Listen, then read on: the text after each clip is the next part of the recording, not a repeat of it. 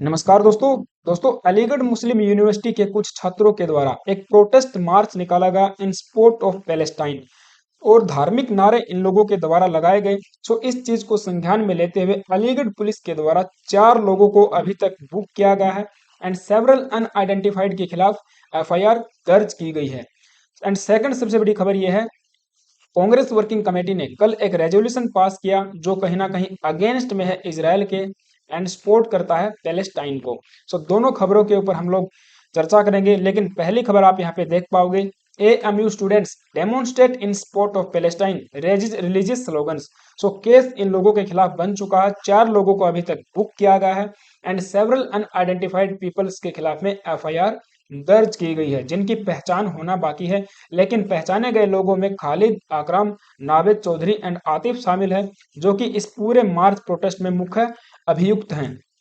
Basically FIR में यह mention किया गया है कि विदाउट परमिशन एक अंतर्राष्ट्रीय मुद्दे के ऊपर इन्होंने प्रोटेस्ट मार्च निकाला है। इसीलिए आईपीसी के 3 section, section 153A promoting enmity between different groups on grounds of religion, race, birth of place of birth and language, 188 disobedience to order duly promulgated by public servant and 505 statement including public mischief। So IPC की इन 3 धाराओं के तहत इन 4 लोगों को book किया गया है and बाकी के खिलाफ में एफआईआर दर्ज की गई है। सो अब सवाल खड़ा होता है कि क्या हमारे भारत देश में पीसफुल प्रोटेस्ट हम लोग नहीं कर सकते हैं? It means right to protest का फिर क्या हुआ, जो कि हमको फंडामेंटल की भी हम लोग कई बार बात करते हैं कि राइट टू प्रोटेस्ट को कंसिडर किया जाता है एक फंडामेंटल राइट्स के रूप में एंड इसका कॉन्स्टिट्यूशनल प्रोविजन क्या है एंड कई बार रीजनेबल रिस्ट्रिक्शंस की भी बात की जाती है, उसका क्या प्रोविजन है, वो सब बातें आज के सेशन में हम लोग देखेंगे। बट आगे बढ़ने से पहले आप सभी से छोटी सी रिक्वेस्ट है, अगर तो आप चैनल पे नए आए हो प्लीज यार एक सब्सक्राइब कर लेना एंड बेल आइकन को प्रेस कर देना। So right to protest in India, इसको एक फंडामेंटल राइट भी कंसीडर किया जाता है या फिर मैं कहूँ एक फंडामेंटल पॉलिटिकल राइट के रूप में इसको लिया जाता है, जो कि डायरेक्टली ड्राइव किया गया है from a democratic interpretation of the various provisions of article 19। Article 19 में ही कहीं ना कहीं छिपा हुआ है राइट टू प्रोटेस्ट, जिसको कंसिडर किया जाता है फंडामेंटल राइट। हालांकि डायरेक्टली हम इसको नहीं बोल सकते हैं कि भारत के संविधान के द्वारा दिया गया यह एक फंडामेंटल राइट है, जबकि आर्टिकल 19 में right to freedom of speech and expression की जब बात करते हैं सो वहीं से कई सारे इंटरप्रिटेशन से सुप्रीम कोर्ट एंड अन्य माननीय कोर्ट्स के द्वारा इसको इंटरप्रेट किया गया है, इसको बताया गया कि हाँ राइट टू प्रोटेस्ट भी हमारा एक फंडामेंटल राइट है। 19(1)(a and 19(1)(b and 19(1)(c के तहत जब हम देखते हैं तो 19(1)(c में मिलता है हमको demonstration, agitation and public assemblies as well as to form long term protest movement. हमारे देश में हम लोग डेमोन्स्ट्रेट कर सकते हैं, मार्च यहाँ पे निकाल सकते हैं, किसी के खिलाफ भी प्रोटेस्ट कर सकते हैं। और जो हम बात करते हैं लॉन्ग टर्म प्रोटेस्ट मूवमेंट की, जैसे कि फार्मर प्रोटेस्ट हुआ था, शाहीन बाग वाला प्रोटेस्ट हुआ था, हालांकि उसमें कई सारे प्रोविजंस, कई सारे जो निर्णय आए थे सुप्रीम कोर्ट के द्वारा वो भी बहुत ही महत्वपूर्ण हो जाते हैं कि आप रोड वगैरह को ब्लॉक नहीं कर सकते हो, जो पब्लिक स्ट्रीट हैं, जो दूसरे कस्टमर हैं, दूसरे जो पीपल सिटीजन हैं, उनके जो राइट्स हैं उनको आप ब्रीच नहीं कर सकते हो। सर वो एक दूसरा मैटर हो जाएगा, लेकिन फिलहाल के लिए अगर हम बात करें राइट टू प्रोटेस्ट, सो हमने देख लिया कि भी हाँ कॉन्स्टिट्यूशन हमको प्रोवाइड करता है राइट टू प्रोटेस्ट, लेकिन पीसफुल राइट की ये बात करता है और एक मार्च भी हम लोग निकाल सकते हैं। लेकिन यहाँ पे बात आती है फिर रीजनेबल रिस्ट्रिक्शंस की। देखिए अगर हम बात करें कॉन्स्टिट्यूशन की ही तो आर्टिकल 19(2) एंड 19(3) ही इम्पोज करते हैं reasonable restrictions to the right to protest. अब यहाँ पे कुछ रीजनेबल रिस्ट्रिक्शंस बताए गए हैं, जैसे कि द स्टेट सिक्योरिटी। अगर हमारे भारत देश की सिक्योरिटी की बात आती है, नेशनल सिक्योरिटी की जब बात आती है तो इस तरीके के प्रोटेस्ट या मार्च कोई भी नहीं निकाल सकता है। The interest of the India sovereignty and integrity, जो कि वेस्टेड है in the government of India, और गवर्नमेंट ऑफ इंडिया का जो स्टांस है वो सबको क्लियर है, पूरे विश्व ने देख लिया। जैसे ही ये अटैक किया गया था हमास के द्वारा, पीएम मोदी के द्वारा ट्वीट किया गया, पीएमओ के द्वारा ट्वीट किया गया कि हम लोग सॉलिडिटी के साथ खड़े हुए हैं इजराइल के साथ में, एंड इजराइल जो कि एक फ्रेंडली स्टेट है हमारे साथ में, फ्रेंडली हम लोग जो संबंध है वो इंजॉय करते हैं, काफी अच्छे हैं। सो दैट उस चीज को भी ध्यान में रखते हुए ये भी एक रीजनेबल रिस्ट्रिक्शन है, relation with the other countries that are friendly. So उसके खिलाफ में हम लोग प्रोटेस्ट नहीं कर सकते हैं हमारे देश में। इस तरीके से एक मोरल या फिर एथिक क्रम भी यहाँ पे देखने को मिलती है, ठीक है। तो ये कुछ रीजनेबल रिस्ट्रिक्शन है जिन्हीं के तहत इन लोगों को प्रोटेस्ट करने से रोका गया है और जो कि आईपीसी के सेक्शंस को इन्वोक किया गया है। हालांकि देखिए मोरालिटी भी यही कहती है, इजराइल ने हमेशा इंडिया का साथ दिया है, चाहे भारत पाकिस्तान युद्ध की बात कर लीजिए, चाहे भारत चाइना युद्ध की बात कर लीजिए, या फिर किसी भी कड़ी से कड़ी सिचुएशन में इजराइल इंडिया के साथ में खड़ा हुआ पहला देश ही मिलता है। एंड बहुत सारे इंडियन जो है कि इजराइल के सपोर्ट में है। सोशल मीडिया पे ये भी चीज ट्रेंड कर रहा है, hashtag Israel is with India. इसके बारे में भी मैं आपको आगे बताऊंगा।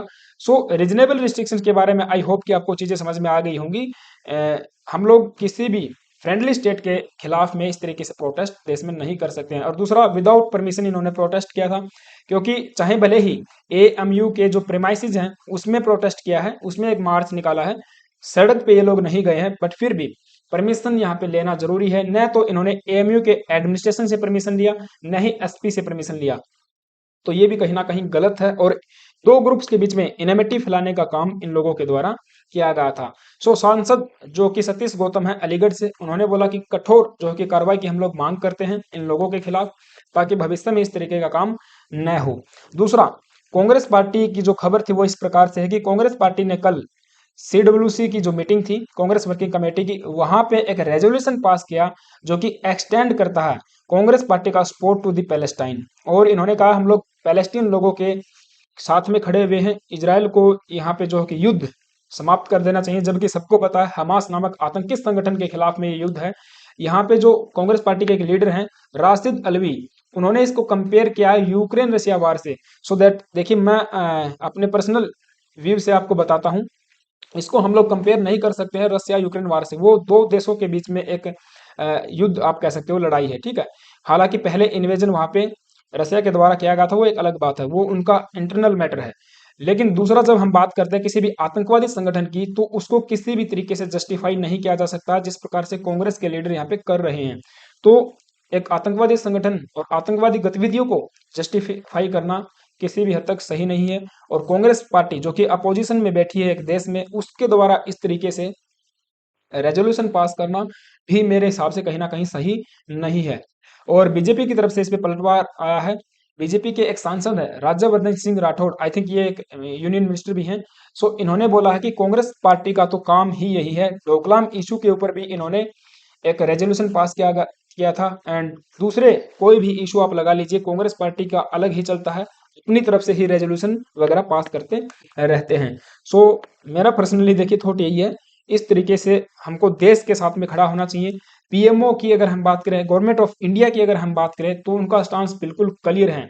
Deeply shocked by the news of terrorist attack in Israel, our thoughts and prayers are with the innocent victims and their families. We stand in solidarity with Israel at this difficult hours। तो PM Modi के द्वारा ये tweet उसी time पे आ गया था। And social media की अगर हम बात करें, तो हैशटैग इंडिया विद इजराइल करके ट्रेंड हो रहा है, चाहे आप कोई भी सोशल मीडिया प्लेटफॉर्म लगा लीजिए। सो इसके रिस्पॉन्स में इजराइल ने बोला है कि थैंक यू इंडिया आपके सपोर्ट के लिए। हालांकि कुछ वॉलेंटियर्स थे इंडिया से, वो इस युद्ध में पार्टिसिपेट भी करना चाह रहे थे, तो इजराइल ने इसके ऊपर बोला है कि ये इजराइल की ही लड़ाई है और इसको इजराइल अकेला ही लड़ेगा। हालांकि यूएस से काफी सपोर्ट इनको मिल रहा है, मैं आपको बता दूं। हम सभी भारतीयों को उनके अटूट समर्थन के लिए धन्यवाद देते हैं, इजराइल इन इंडिया। और ये पोस्टर इनके द्वारा ट्वीट किया गया था। तो इजराइल का समर्थन करने के लिए भारत का धन्यवाद। हम सभी आतंकवाद से पीड़ित हैं और इसके लिए इसके खिलाफ एकजुट जो कि हमको होना चाहिए। और ये कहीं ना कहीं बिल्कुल सही बात है। आतंकवाद को किसी भी तरीके से जस्टिफाई करना सही नहीं है, उसका कोई रूप रंग देना वो भी सही नहीं है। हालांकि ठीक है, पैलेस्टीनियन जो लोग हैं उनके अलग इशू हैं, इजराइल के अलग इशू हैं। सो ये चीज हमको कहीं ना कहीं देखनी पड़ेगी। एंड इजराइल का जो साथ है इंडिया को दिया गया, वो भी हमको भूलना नहीं चाहिए। भारतीय होने के नाते तो कम से कम हमको आज इजराइल के साथ में इस घड़ी में खड़ा होना चाहिए, ठीक है, मेरे हिसाब से। तो आपका क्या ओपिनियन है, let me know in the comment box. Thank you guys, have a nice day.